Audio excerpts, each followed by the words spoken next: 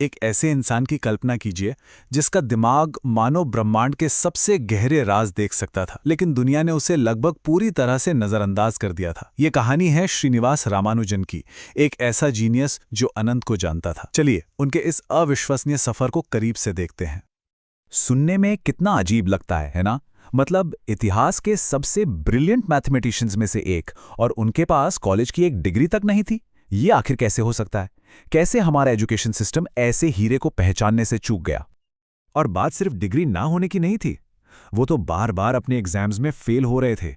जरा सोचिए, एक ऐसा दिमाग जो यूनिवर्स के कोड को क्रैक कर रहा था, उसे उन सब्जेक्ट्स में फेल किया जा रहा था जिनमें उसकी जरा भी दिलचस्पी नहीं थी। ये सिस्टम की कितनी बड़ी नाकामी थी। तो फिर उनकी इस जबरदस्त प्रतिभा का असली सोर्स क्या था?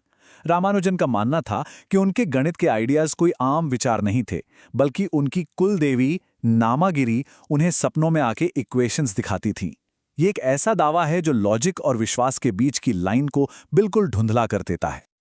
इस असाधारण कहानी की जड़ें हमें ले जाती हैं दक्षिण भारत के एक छोटे से शहर कुंभकोणम में। यहीं पर एक माँ ने अपने बेटे के मन में ये विश्वास जगाया कि उसका दिमाग देवी का दिया हुआ एक अनमोल तोहफा है, और यही विश्वास उनकी पूरी जिंदगी का आधार बन गया। रामानुजन का जन्म 1887 में एक बहुत ही साधारण परिवार में हुआ। उनके पिता एक साड़ी की दुकान में क्लर्क थे, जिनकी महीने की तनख्वाह सिर्फ 20 रुपए थी। उनकी माँ, जो बहुत धार्मिक थीं, मंदिर में भजन गाती थीं, और उन्हें अटूट विश्वास था कि उनका बेटा कोई आम बच्चा नहीं है। उन्हें पूरा यकीन था कि देवी नामागिरी खुद सपनों में आकर उनके बेटे को गणित के रहस्य बताती हैं। मैथ्स के लिए रामानुजन का जुनून तो बचपन से ही साफ दिखने लगा था, लेकिन यही जुनून जल्द ही एक ऐसी दीवार से टकराने वाला था जिसे पार करना उनके लिए नामुमकिन सा था। और वो दीवार थी हमारे फॉर्मल एजुकेशन सिस्टम की कठोर और इनफ्लेक्सिबल दुनिया। ये टाइमलाइन उनकी कहानी बयां करती है। सोचकर देखिए, 13 साल की उम्र में जब ज्यादातर बच्चे बेसिक मैथ से जूझ रहे होते हैं, वो एडवांस्ड ट्रिग्नोमेट्री में मास्टरी कर चुके थे। कॉलेज में स्कॉलरशिप भी मिली, लेकिन उनका ध्यान तो सिर्फ और सिर्फ मैथ्स पर था।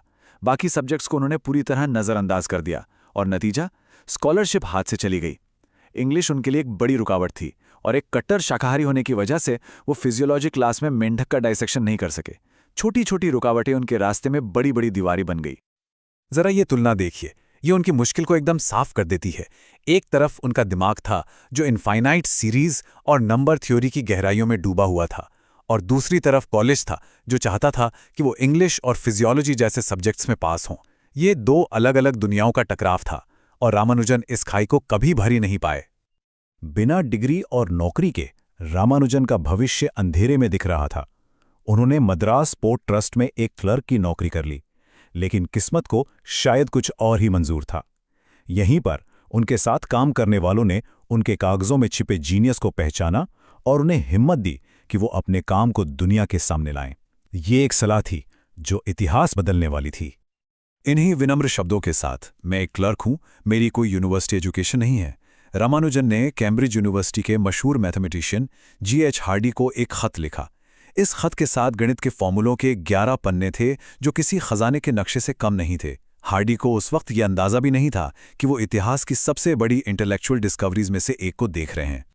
उनके खत में पार्टीशन जैसी कॉम्प्लेक्स चीजें थीं। चलिए इसे एकदम आसान भाषा में समझते हैं। मान लीजिए हमारे पास नंबर 5 है। अब इसे कितनी तरह से छोटी संख्याओं के जोड़ के रूप में लिखा जा सकता है? जैसा कि हम देख सकते हैं, इसके 7 तरीके हैं: 5 या 4+1 या 3+2 और ऐसे ही आगे। सुनने में तो ये काफी आसान लगता है ना? लेकिन अगर पूछा जाए कि नंबर 200 के कितने पार्टीशंस हैं, रामानुजन ने अपने खत में दिखाया कि इसके लगभग 4 खरब पार्टीशंस हैं। ये एक ऐसा नंबर है जिसे लिखना भी मुश्किल है, और सबसे हैरान करने वाली बात यह थी कि उन्होंने ये सब बिना किसी फॉर्मल प्रूफ के सिर्फ अपनी इंट्यूशन की ताकत से किया था। हार्डी ये देखकर दंग रह गए। वो समझ गए कि ये किसी आम इंसान का काम नहीं है। हार्डी को एक पल में एहसास हो गया कि उनके हाथ कोई असाधारण हीरा लग गया है। उन्होंने फौरन रामानुजन को कैम्ब्रिज आने का न्योता भेजा, और यहीं से गणित के इतिहास की सबसे मशहूर और सबसे अनोखी साझेदारियों में से एक की शुरुआत हुई।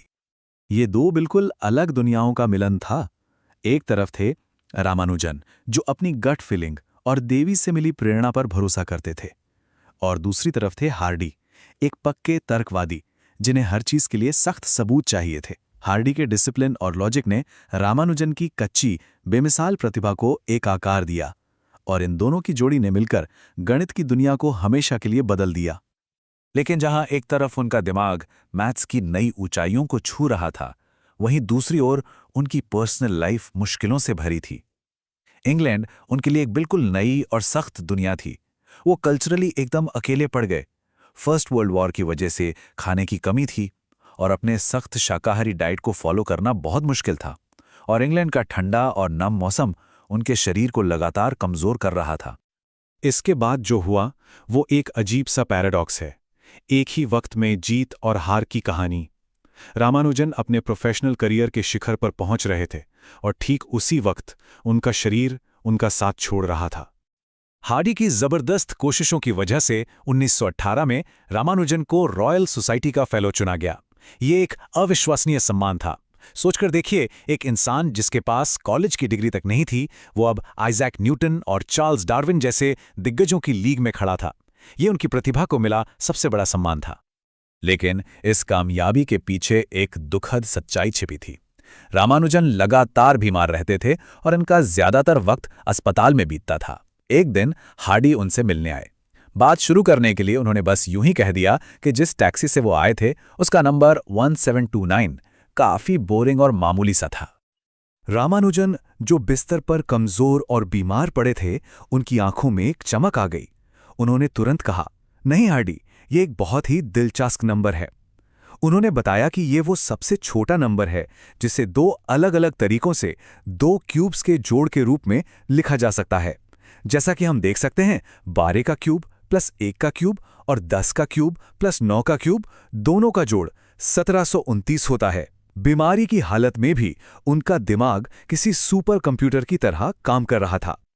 रामानुजन 1919 में भारत वापस तो आ गए, लेकिन इंग्लैंड के मौसम ने उनके शरीर को बहुत ज्यादा नुकसान पहुंचा दिया था। उनकी सेहत कभी ठीक नहीं हुई। 1 साल बाद सिर्फ 32 साल की छोटी सी उम्र में इस महान गणितज्ञ का निधन हो गया। लेकिन उनकी कहानी यहां खत्म नहीं हुई। असल में उनकी विरासत तो अभी शुरू ही हुई थी। उनकी मौत के 100 साल बाद भी दुनिया भर के साइंटिस्ट और मैथमेटिशियंस उनकी पुरानी नोटबुक्स में छिपे रहस्यों को सुलझाने में लगे हुए हैं। उनके काम का असर सिर्फ मैथ्स तक ही नहीं, बल्कि black hole physics, string theory और यहां तक कि कैंसर रिसर्च जैसे फील्ड्स में भी महसूस किया जाता है। अपनी मौत से ठीक पहले लिखे गए उनके आखिरी विचार, जिन्हें मॉक थीटा फंक्शंस कहा जाता है, आज भी गणित की सबसे बड़ी पहेलियों में से एक बने हुए हैं। भारत के पहले प्रधानमंत्री जवाहरलाल नेहरू रामानुजन की कहानी को एक दुखद प्रतीक की तरह देखते थे। एक प्रतीक जो बताता है कि भारत ने कितना पोटेंशियल खो दिया है। उन्होंने ये बहुत जरूरी सवाल उठाया, हमारे देश के लाखों लोगों में और कितने रामानुजन छिपे होंगे जिन्हें कभी सही मौका, सही शिक्षा और सही माहौल नहीं मिला। और नेहरू का वो सवाल आज भी उतना ही सच है। रामानुजन की कहानी हमें याद दिलाती है कि टैलेंट किसी डिग्री या बैकग्राउंड का मोहताज नहीं होता। वो कहीं भी किसी भी कोने में मिल सकता है। असली सवाल ये है, क्या हम एक ऐसी दुनिया बना रहे हैं जहां हर छिपी हुई प्रतिभा को चमकने का मौका मिले? अगली पीढ़ी के रामानुजन को खोज निकालने की जिम्मेदारी हम सबकी है।